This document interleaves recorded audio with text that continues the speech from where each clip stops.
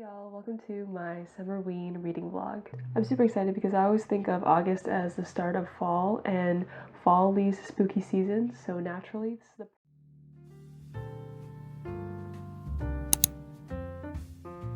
It's been a hot minute since I participated in a readathon, as you can see, and it's been even longer since I participated in Summerween. So I'm very excited this year to be able to take part and join the spooky train and read some spooky books. What is Summerween? So Summerween is a readathon, basically a week of themed reading hosted by Gabby Reads and Olivia Rizolate. We're reading horror, suspense, thrillers, gore, in the middle of summer. We have 5 prompts this year, and they are as follows. First, a book to read at night or in the dark. Second, a thriller. Third, a book set in the fall. Fourth, a book with orange or black on the cover. And 5, a manga, graphic novel, or novella. Now I have a book picked out for each of these, which I will be introducing to you throughout the week. But first, a cup of tea.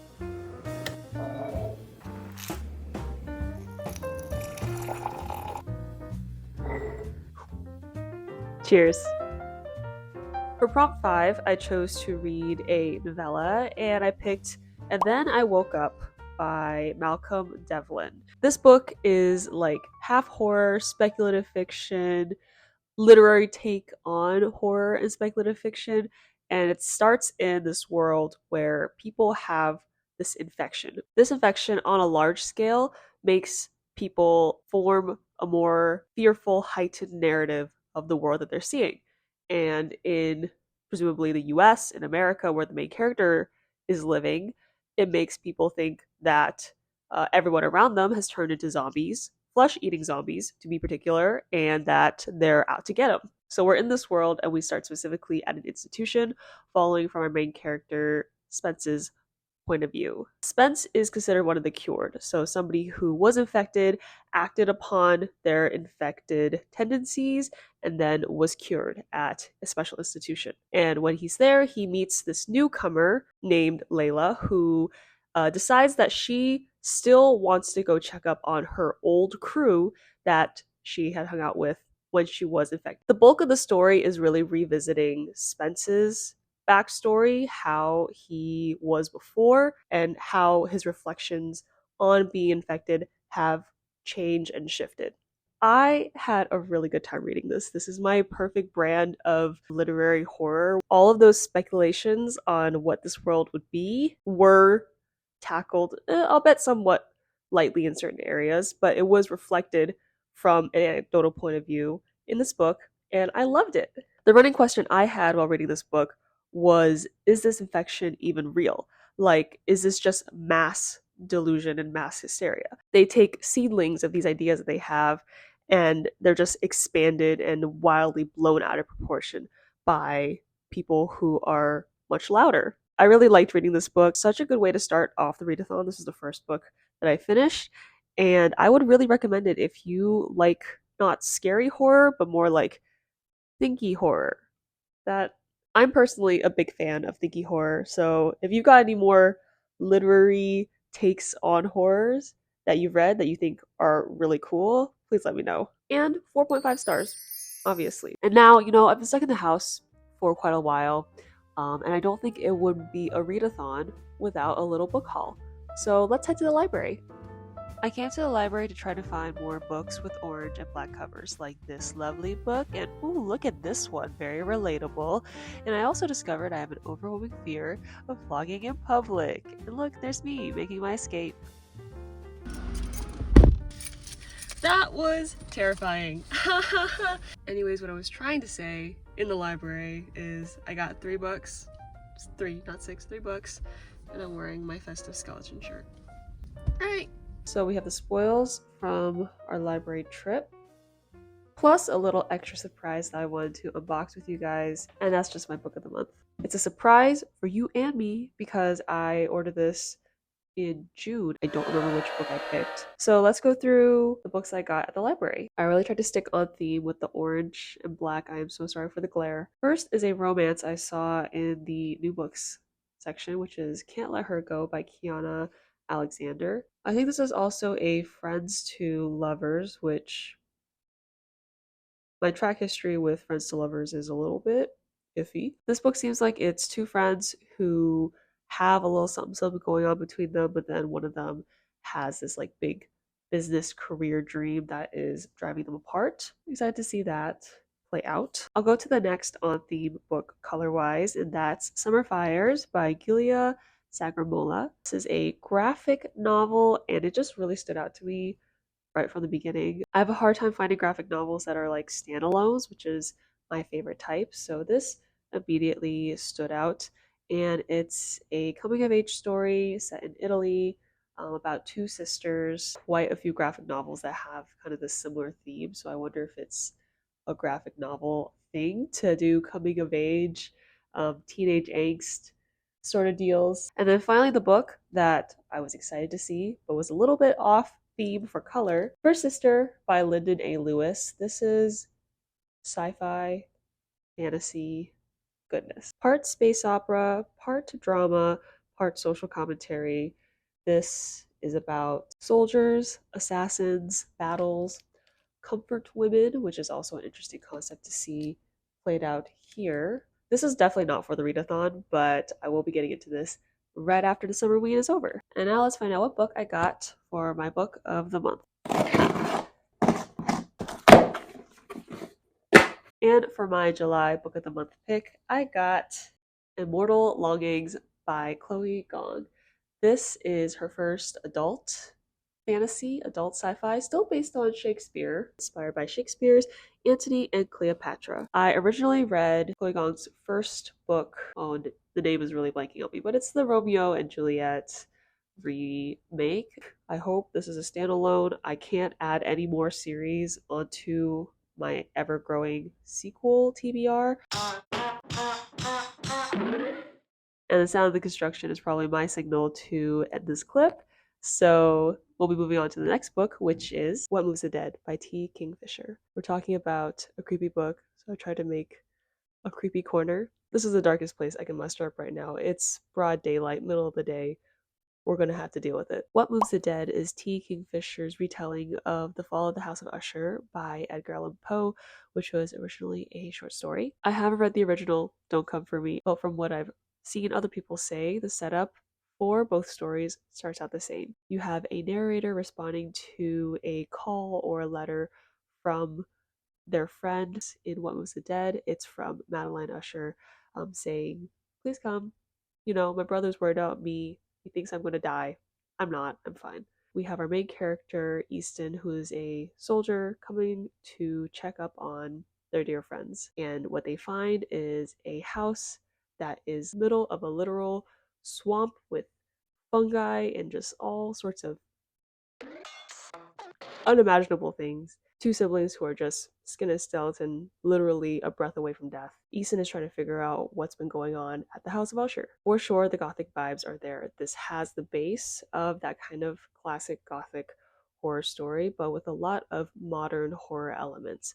And in this case specifically, we have fungi horror. For such a short story, it definitely has that punch. It has a very well-rounded storyline, and it just feels like a good homage to the original. Even though I haven't read the original, don't come for me. I feel like it's a good homage to the original. Now, I chose What Moves the Dead for the fall prompt for Summerween. Do I feel like this really gave fall vibes? Suspect. Not really. I think when a place is always dark, spooky, and kind of haunted feeling, it's always going to be like Halloween vibes. Not really autumn fall vibes, but like spooky Halloweeny vibes. So maybe it counts. They might have even specifically mentioned the season within the book.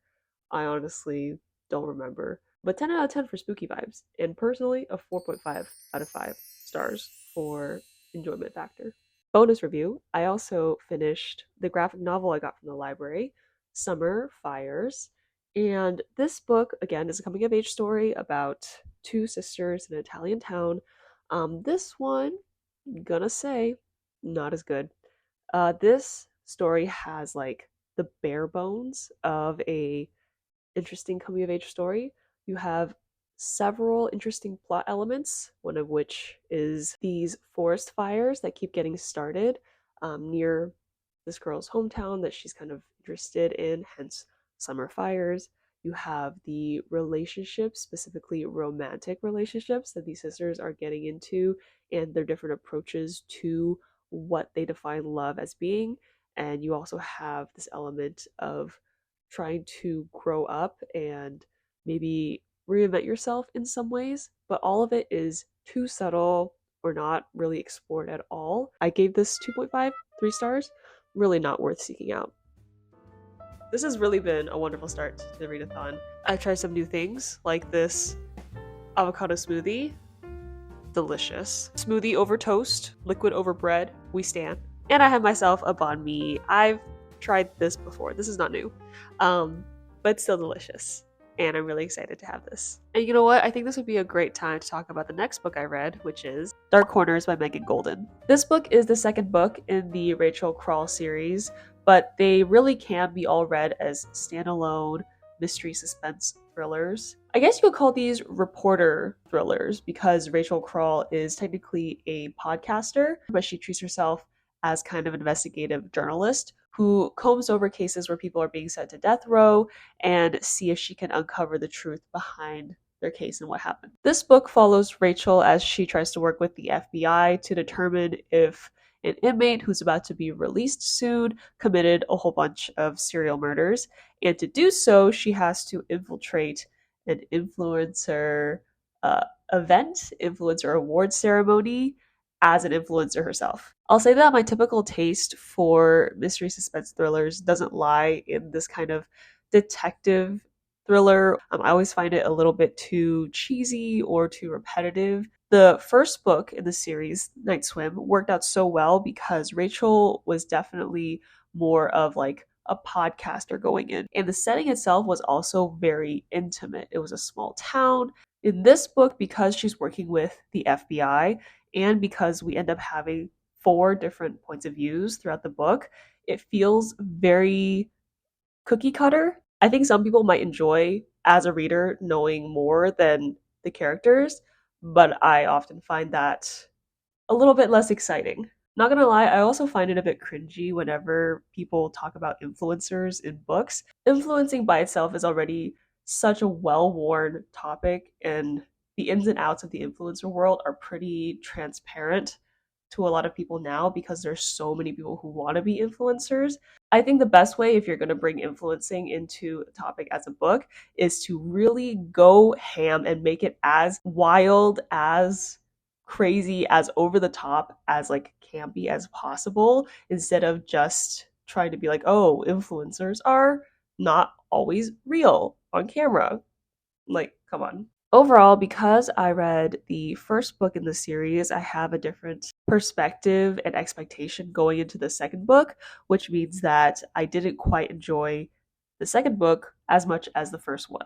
So I ended up giving it a 3.5 stars. I think if you enjoy detective mysteries or journalist mysteries, you'll definitely enjoy this one. It's pretty standard, it's pretty well written.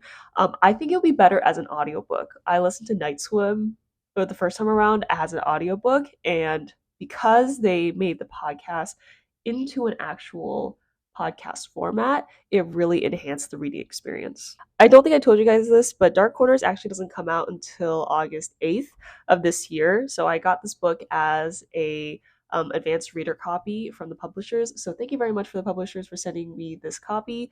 And also, if you're interested, please check out Dark Corners and the entire Rachel Crawl series when it comes out in August. Especially check out the audiobooks. Now, to extract myself from this corner.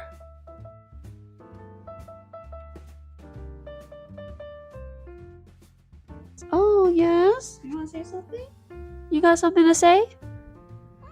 Oh! Sorry, I got a kitty in my lap. She just wants cuddles. That's what she wants. Alright, kids, it's the last day of Summerween, and I've read 4 books this week. 2 of the books that I've been planning on reading, I have not read. But I still want to share them with you because I want to share them with you.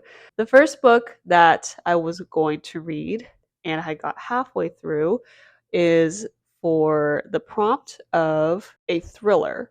And this is The Echo Wife, a book that I heard a lot of booktubers talk about, but I really had no idea what it was about.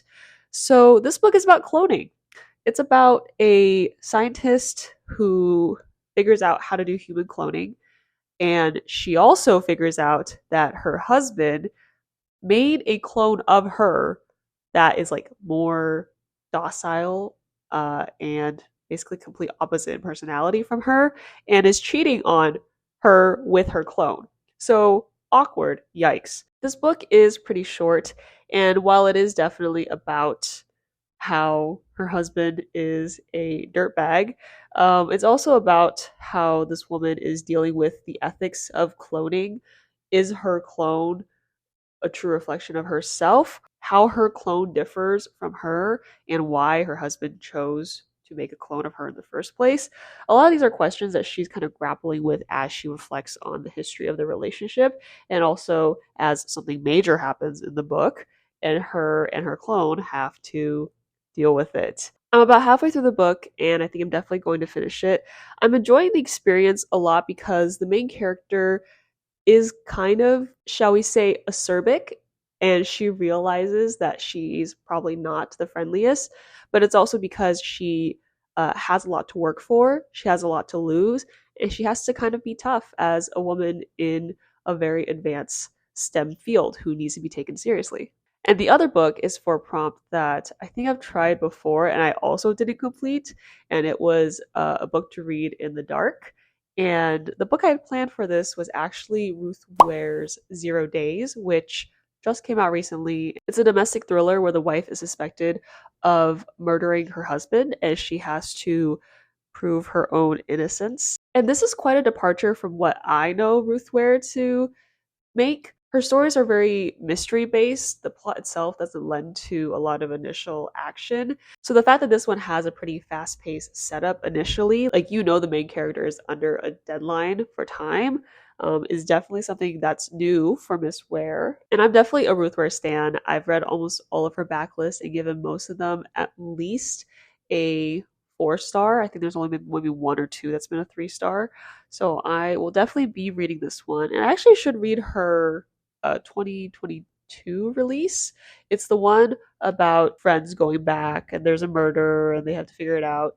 That's the plot that I don't love. This is a similar plot that was in Ashley Winstead's In My Dreams I Held a Knife. So I avoided reading that book as well. But it's Ruth Ware, so I will obviously give it a shot. And that's the end of my second Summerween. Thank you so much for watching. I really appreciate your time. Thank you for listening to me ramble about books. If you want to follow me on other medias, social ones, they're linked in the description. I have my Instagram, my Goodreads, and now Threads, apparently. By the time this comes out, we can be friends on there as well. Thanks so much for watching. I'll see you guys next time.